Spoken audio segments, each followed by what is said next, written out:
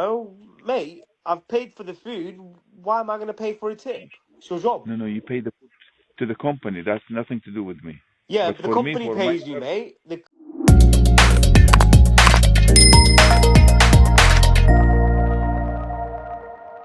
जी आज की वीडियो बहुत ज़्यादा इंपॉर्टेंट होने वाली है उस स्टूडेंट्स के लिए जो यहाँ पे नए आए हैं सितंबर इनटेक में या फिर नेक्स्ट इनटेक में जनवरी 2025 में आने का प्लान कर रहे हैं, क्योंकि आज की वीडियो में कुछ ऐसी मिस्टेक्स आप दोस्तों के सामने रखूं। अगर आप यहाँ पे आके ऐसी मिस्टेक कर देंगे तो आपको पब्लिकली शर्मिंदगी का सामना करना पड़ सकता है। तो मैंने सोचा क्यों ना ऐसी मिस्टेक्स को वीडियो बना के हाईलाइट किया जाए ताकि आप लोगों को शर्मिंदगी से बचाया जा सके। तो बेसिकली आज की वीडियो में मैं 5 ऐसी मिस्टेक्स आप दोस्तों के सामने रखूंगा जो यहाँ पे आपने एज ए इंटरनेशनल स्टूडेंट या फिर एज अ सिटीजन आपने यहाँ पे नहीं करनी, और इनमें से जो लास्ट वाली है बहुत ज्यादा इंपॉर्टेंट होने वाली है। तो वीडियो को बिना स्किप किए पूरा देखिएगा, और उसके अलावा आप अपने तौर पर कुछ चीज एड अप करना चाह रहे हो तो कमेंट सेक्शन में भी जरूर ड्रॉप कीजिएगा ताकि तमाम दोस्तों का फायदा हो सके। तो मीनवाइल आपने अभी तक चैनल सब्सक्राइब नहीं किया तो जल्दी से चैनल को सब्सक्राइब कर लें, क्योंकि मैं यूके के हवाले से ऐसी इंफॉर्मेटिव वीडियोस इस चैनल पे अपलोड करता रहता हूं। चलते हैं आज वीडियो तरफ, देखते हैं कि आपने कौन कौन सी ऐसी मिस्टेक्स हैं जो यहाँ पे आने के बाद आपने नहीं करनी। जितनी भी हम चीजें डिस्कस करेंगे वो है जी पब्लिक एरियाज के लिए। अगर आप पब्लिक एरिया में नहीं है, आप अकेले हैं, तो चाहे जो मर्जी करें, कोई आप रोकने टोकने वाला नहीं है जी। तो सबसे पहले बात कर लेते हैं कि अगर आप पब्लिक एरिया में एस्केलेटर वगैरह यूज कर रहे हैं तो यहाँ का रूल ये है कि आपने हमेशा राइट हैंड पे खड़े होना है, आपने लेफ्ट हैंड पे खड़े नहीं होना। अगर आपको खड़े होना है और आप लेफ्ट हैंड पे खड़े हो जाते हो तो डेफिनेटली पीछे से आने वाला जो बंदा होगा आपको कंधा ही मारेगा और 2-4 सुनाएगा भी। अपार्ट फ्रॉम जो, तो आप इस चीज का खास ख्याल रखिएगा। अगर आप यूके में नए हैं तो आप इस चीज को अवॉइड करें। और बेसिकली यहाँ के जो कल्चर है, जो वैल्यू है, वो यही है कि अगर आप पब्लिक एरिया में एस्केलेटर वगैरह यूज कर रहे हैं तो आपने हमेशा राइट हैंड पे खड़े होना है, लेफ्ट हैंड पे खड़े नहीं होता। और नॉर्मली हमारे होम कंट्रीज में तो ऐसा कोई रूल्स एंड रेगुलेशन नहीं होता है, चाहे राइट हैंड पे खड़े हो जाए, लेफ्ट हैंड पे खड़े हो जाए, कोई हमें पता नहीं होता कि एक्चुअली हम कर क्या रहे हैं, बट इंटेंशनली हम मिस्टेक्स कर रहे होते हैं और मुश्किलात खड़ी कर रहे होते हैं पीछे से आने वाले लोगों के लिए। तो आप इस चीज का खास ख्याल रखिएगा, जब भी आप पब्लिक एरिया में एस्केलेटर यहाँ पे यूज करें तो आप राइट हैंड पे खड़े हो, लेफ्ट हैंड हमेशा जो चलने वाले होते हैं, जिनको जल्दी होती है, उनके लिए रास्ता छोड़ देते हैं ताकि वो जल्दी से गुजर सकें। सेकंड चीज जो कि बहुत ज्यादा इंपॉर्टेंट आ जाती है वो है जी यहाँ का जो क्यू सिस्टम है, जो लाइनों का सिस्टम है, बहुत ज्यादा स्ट्रिक्टली इस चीज को फॉलो किया जाता है। नॉर्मली हमारे होम कंट्री में तो इस चीज का खास ख्याल नहीं रखा जाता, जिसका जो दिल करता है वो करता है और लाइनों को तोड़ के बस वो आगे जाने की कोशिश करते हैं ताकि हमारा काम है वो पहले हो जाए। लेकिन यहाँ पे ऐसा नहीं है, आपको हमेशा क्यू सिस्टम को फॉलो करना होगा।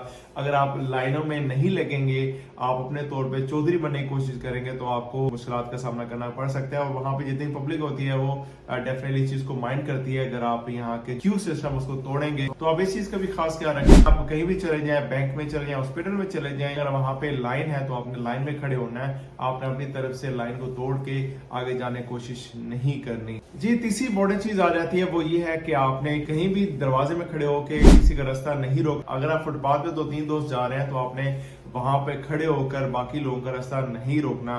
तो इस चीज को भी यहाँ पे बहुत बुरा समझा जाता है, और डेफिनेटली ये है भी बुरी चीज कि आपकी वजह से बाकी लोग डिस्टर्ब हो रहे हैं। और आपने इस चीज का खास ख्याल रखना है और आपने मेक श्योर करना है कि आप जहां भी खड़े हो आपके इर्द गिर्द का आपको पता होना चाहिए कि क्या चल रहा है। कोई हमारे खड़े होने की वजह से यहाँ पे बाकी लोगों को किसी मुश्किल का सामना तो नहीं करना पड़ रहा। हमारे होम कंट्री में तो इन चीजों का खास ख्याल नहीं रखा जाता है। यूके कल्चर का ये भी एक हिस्सा है कि अगर आप कहीं भी जाए ना, आपने किसी का रास्ता ब्लॉक करना, चाहे वो फुटपाथ पे हो या कहीं पे आपने दरवाजे में खड़े होके किसी से गपशप करनी है, क्योंकि आपके गपशप करने की वजह से काफी तकलीफ का सामना करना पड़ता है। तो अगर आप यूके में हैं तो आप इस चीज का भी खास ख्याल रखें जी। जो सेकंड लास्ट चीज आ जाती है वो बहुत ही ज्यादा क्या कहते हैं ना, एक फनी भी है और इम्पोर्टेंट चीज भी है। वो ये है कि अगर आप कहीं भी पब्लिक एरिया में हो तो आपने ऊंची आवाज में बात नहीं करनी। नॉर्मली क्या होता है कि अगर हमें एक दूसरे से बात कर रहे हो तो हमारी जो वॉइस की टोन है कभी कभार तो हमारी बहुत ज्यादा हाई हो जाती है, जिस वजह से लगता है कि यार ये कोई लड़ाई वगैरह तो नहीं कर रहे। तो नॉर्मली यहाँ यूके कल्चर ये है कि जब ये लोग आपस में बात कर रहे होते हैं तो जो वॉइस की पिच है वो बहुत ज्यादा कम होती है और बहुत ही धीमी आवाज में बात करते हैं एक दूसरे से। हम लोग जितने भी देसी लोग हैं हमें इन चीजों का रियलाइज नहीं होता कि हम जब पब्लिक के लिए किसी से बात कर रहे होते हैं हमारी जो आवाज है बहुत ज्यादा ऊंची होती है। तो यहाँ पे इस चीज को भी बहुत बुरा समझा दिया जाता है। तो आप इस चीज का भी खास ख्याल रखिएगा।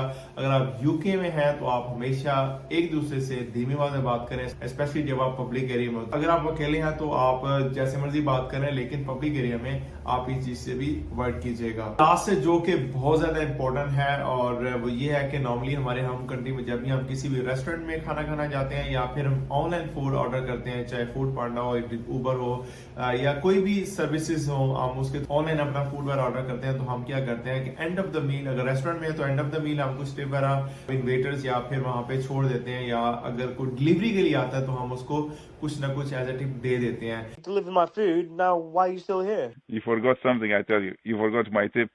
Your tip? No, I've already paid, mate. Yeah, you paid for the food, but you didn't say my tip, you know. Okay, so what do you want, mate? I've paid for the food. Why am I going to pay for a tip? It's your job. No, you pay the food to the company. That's nothing to do with me. Yeah, But but the for me, company for pays my- you, mate. The company pays you. It's not my. आप यहाँ पे आने के बाद आप ऐसी mistakes मत कीजिएगा, ना आप किसी को टिप पे कीजिएगा और ना ही आपने किसी हवाले से कोई डिमांड करनी है कि हमें आप टिप दें।